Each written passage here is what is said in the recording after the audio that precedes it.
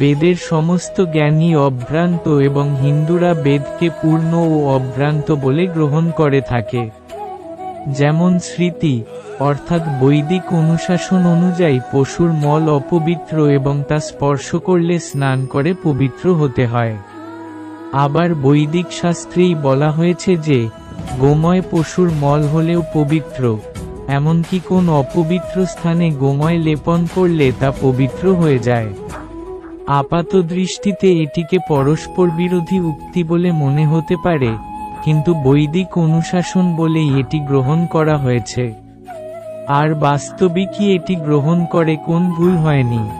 পরবর্তীকালে আধুনিক বৈজ্ঞানিক বিশ্লেষণে প্রমাণিত হয়েছে যে গোময়ে সব কয়টি জীবাণুনাশক গুণই বর্তমান রয়েছে। সুতরাং বৈদিক জ্ঞান সম্পূর্ণরূপে অভ্রান্ত, কারণ বৈদিক জ্ঞান সব রকম সন্দেহ ও ভ্রান্তির অতীত এবং ভগবদ্গীতা সমস্ত বৈদিক জ্ঞানের সারাংশ। বৈদিক জ্ঞান নিয়ে কোন গবেষণা চলে না। গবেষণা বলতে সাধারণত যা বোঝায় তা ত্রুটিপূর্ণ, কারণ ত্রুটিপূর্ণ ইন্দ্রিয়ের সাহায্যে ওই সমস্ত গবেষণা করা হয়ে থাকে। ত্রুটিহীন অভ্রান্ত জ্ঞান আমাদের ভগবদ্গীতা থেকে গ্রহণ করতে হবে, যার উৎস স্বয়ং ভগবান এবং যা গুরু শিষ্য পরম্পরাক্রমে সম্পূর্ণ অপরিবর্তিতভাবে প্রবাহিত হচ্ছে। অর্জুন যখন শিষ্যরূপে ভগবান শ্রীকৃষ্ণের কাছ থেকে গীতার জ্ঞান আহরণ করেন, তখন তিনি কোন রকম বাদানুবাদ না করে ভগবানের মুখনিসৃত বাণীকে পরম সত্য বলে গ্রহণ করেছিলেন। ভগবদ্গীতাকে আংশিকভাবে গ্রহণ করা চলে না। আমরা বলতে পারি না যে ভগবদ্গীতার একটি অংশ আমরা গ্রহণ করব আর বাকিটা গ্রহণ করব না। না, ভগবদ্গীতার বাণী সম্পূর্ণ অপরিবর্তিতভাবে খেয়াল খুশিমতো বাদ না দিয়ে কিংবা মনগড়া ব্যাখ্যা না করেই আমাদের গ্রহণ করতে হবে। ভগবান শ্রীকৃষ্ণ অর্জুনকে যেভাবে তা বলেছিলেন, ঠিক সেভাবেই ভগবদ্গীতার যথাযথ নির্দেশ গ্রহণ করতে হবে।